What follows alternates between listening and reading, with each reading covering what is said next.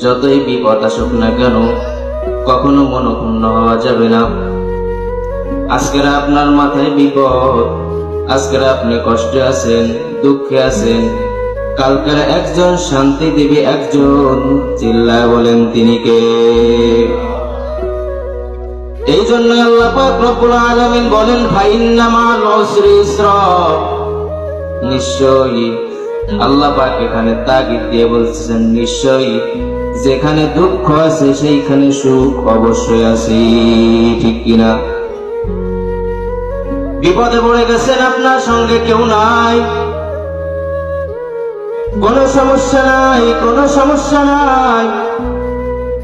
আপনি চিন্তা করবেন বিপদে পড়ছি দাদা কি হয়েছে, আমার সঙ্গে আমার আল্লাহ আছে, হাসবুনাল্লাহ ওয়া নি'মাল ওয়াকিল, আর আমার আল্লাহ আমার জন্য যথেষ্ট। এটার নামই হলো ঈমান।